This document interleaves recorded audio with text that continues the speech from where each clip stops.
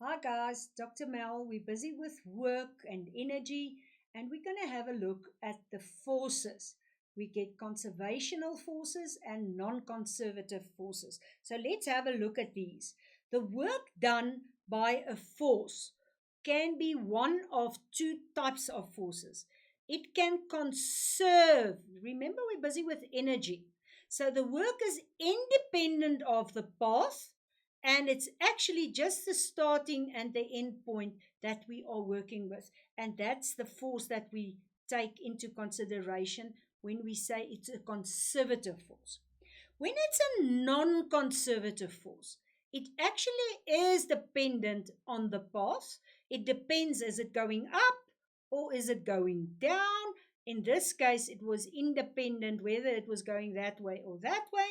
And here you'll see that there's external forces that take some of the energy. It actually takes from the energy from the beginning and the end, so it's not exactly the same. Just let's have a look again at the examples. The conservative forces that we've done already is the gravitational forces. We know that's between two masses. And Coulomb's forces, electrostatic forces. The one we haven't done is the force in a spring. Now, all three of those types of forces will be a conservative force. In other words, all the energy or the work is conserved. The energy before will be exactly the same as the energy after. When we have a look at non conservative forces, it's not conserving energy, it's the forces that we have on planes, applied forces. That can be a pulling, a pushing, a motor force. And we know friction, it takes energy, or even the tension in a string. So most of the forces that we work with in this equations will be the non-conservative forces. But we know we can also get gravitational force, and we've worked it out with that equation.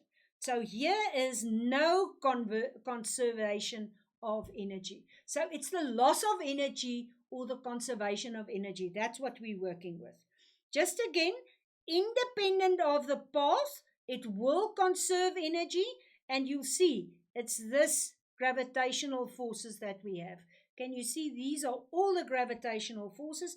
And we know mechanical energy is conserved. Now, what is mechanical energy again? We said the mechanical energy at point A is equal to the mechanical energy at point B. There we said it's the potential energy plus the kinetic energy going to potential plus kinetic. And this might change. And listen to have a go and have a look at the previous lesson that we did. Remember, we did that animation with the ball going up and down and the skateboard. Go and have a look at the change in potential and kinetic energy again. The total kinetic energy is converted to potential energy and again converted back to kinetic energy. So the energy remains the same. It can become potential and kinetic all the time, but it will remain the same. On the other hand, the non conservative forces will be the kinetic energy and potential energy, and it's a change in them. And here we've got external forces. And if I've got friction, there might be a sound, a screeching sound, or you can actually find that some of the surfaces get heated up or it's warm. So there's not conservation of energy, or as we'll put it, a loss of energy.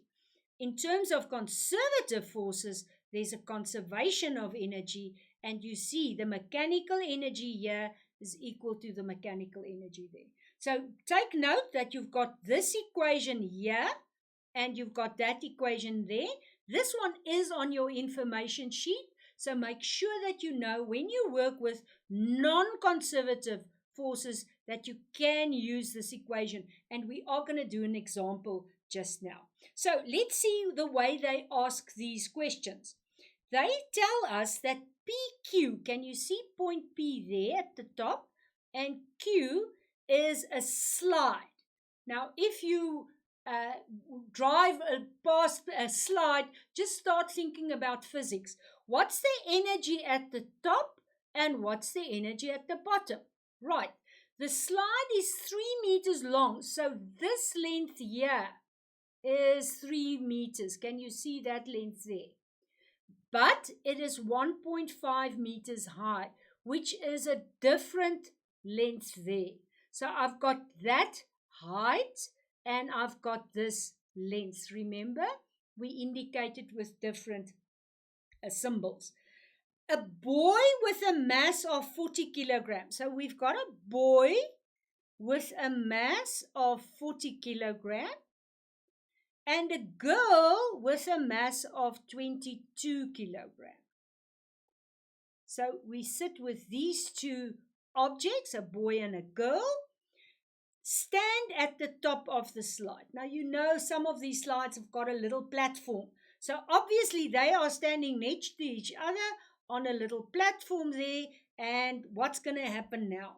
The girl accelerates uniformly from rest. So the girl is going from rest and she is going down the slide. So she's going this route, delta x. On the other hand, and she experiences constant frictional force. So on this way down, she has a frictional force upward with a value of 1.9 Newton. On the other hand, the boy falls. So something must have happened. So he's just going from this point there vertically down and he's just falling this 1.5 meters. So we've got two different objects falling two different pathways. Now, what do they ask? Let's have a look at the questions. Firstly, the theory question. You know it by now.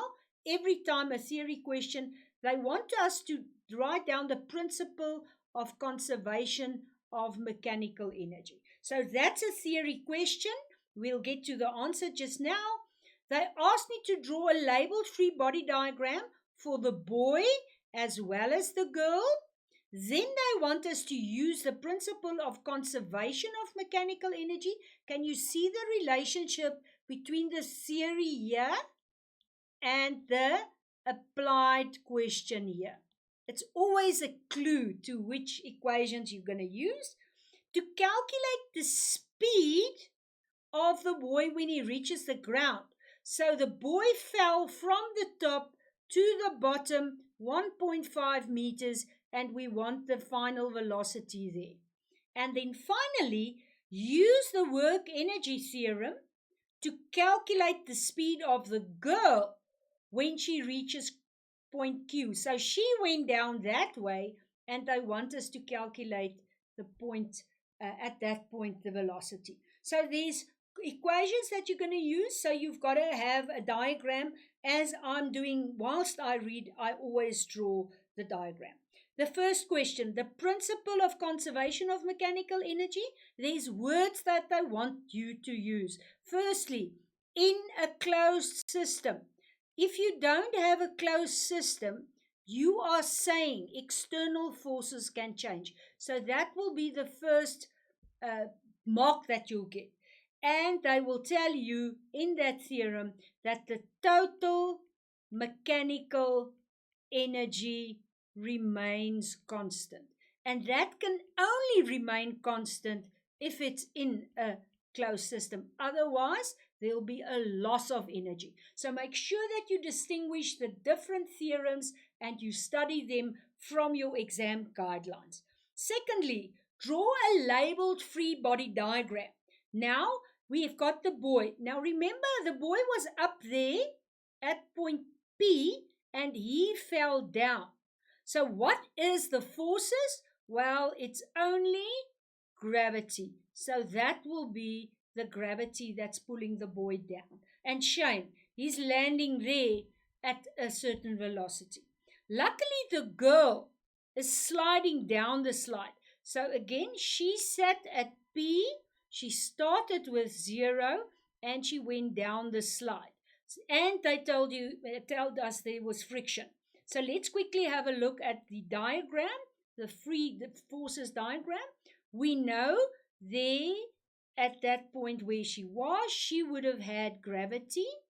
We also know, because she's sitting on the slide, there will be a normal force upward. And we know that there's a frictional force that way. Remember, she went down this way. Again, you know we can take this force and get the two components. So I like this free body diagram because I'm actually going to use these values. Those two stay exactly the same. But this gravity here, I'm breaking up in a component parallel to the slide, to the surface, and the other one perpendicular to the surface. Remember, that's the way that we have to do calculations. So I rather do this one, but you can do this one because they just asked the free body diagram. What's the question? Use the principle of conservation of mechanical energy. Now that's a clue to calculate the speed of the boy when he reaches the ground. So we know the total mechanical energy at P, or top, or in the beginning, is equal to the total mechanical energy at, what was the bottom? I think it was R. We know this is the potential energy plus the kinetic energy is equal to the potential energy plus the kinetic energy. Now you can have R here and the height of R and P there, just so that you know you're working with the different points on your calculation.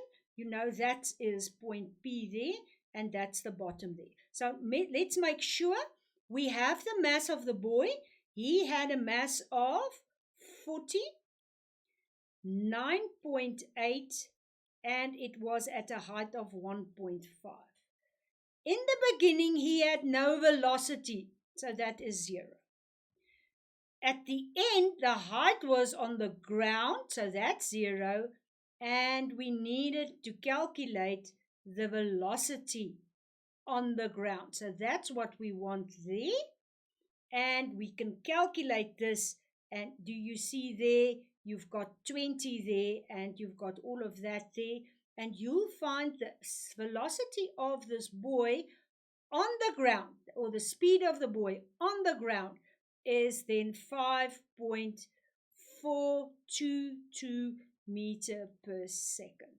So he fell from rest downwards 1.5 meters.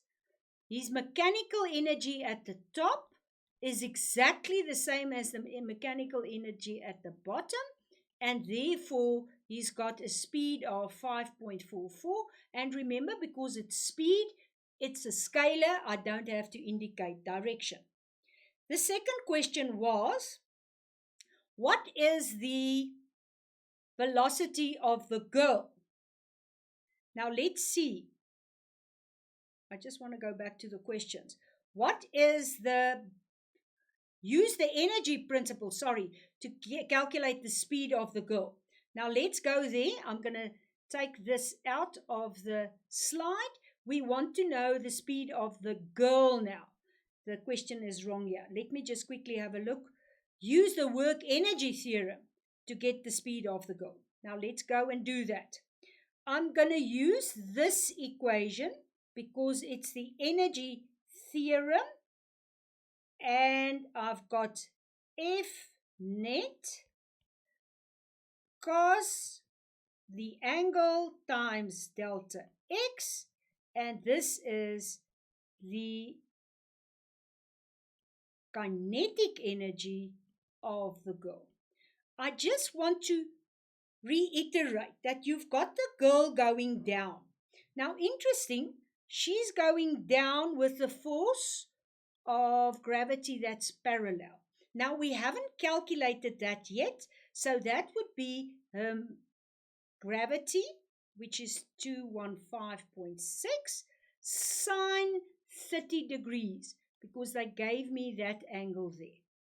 That would be a value of 107 5.8 Newton. You have to know that they gave you gravity, and you will see that in your free body diagram. So the friction, was 1.9. So what is the net force? Well, you've got this one downwards, 107.8, minus the friction, which is 1.9. So my net force gives me a value of 105.9 Newton. I'm now going to substitute this into this equation. And I know she went down, so the angle was 0 degrees, which is a value of 1. And the length of the slide was 3. I know she had a mass of 22. I need to calculate that velocity, and she started at 0. I've got 317.7 here, 11 VF square, remember the square, guys, which gives me a velocity of 5.374. Now, interesting, she went down 3 meters, and she's got a velocity of 5.33. The boy went down 1.5 meters, and he had a velocity of 5.422. Now, the interesting question is, why is there a difference in the velocities? Well, you've got the answer. Can you see friction there? Some of the energy has been used for friction. And if we now go, and I'm going to do it, I'm going to clear this board, and I'm going to just quickly tell you what's happening. The boy had a speed here of 5.422. The girl had a speed here of 5.374. That's when we used friction that way and the parallel this way. Now let's see what happens if I take the same equation, but I just work with this force, and I take away the friction. Now I'm going to do exactly the same, and let's see what we get. And here I've got delta EK, which is half mv square minus half mvi square. I'm just going to take that force, this one here, which is 107.8. The cos is, again, 0 degrees, which is 1. And it's going to be 3 meters. Here I've got a half, her mass was 22. That was what I want to find, minus 0. Now I get 323.4 is equal to 11 VF square. And interesting, if you find your V now, you'll find exactly the same answer as the boy. So do you see that's exactly the same answer as his velocity if we took away the friction? So the energy is conserved, and you can see that there's a conservation of mechanical energy. It's quite an interesting question. So now let's go back to the questions. We worked out the velocity or the speed of the boy, and now we worked out the girls as well. And we got to the final question. Right, let's see again. Difficult concepts: conservation, keeping energy, and non-conservation, losing energy. And we saw exactly what friction does when we did the calculation now. You have to be able to do the definition and always get the relationships between the work and the kinetic energy. Guys, remember, when they give you velocities, it's usually kinetic energy. And if they give you height, you know you're going to use potential energy. Just do a few of these questions and see that you are comfortable doing these calculations, because this will be in a matric exam. Enjoy working with energy. Bye-bye.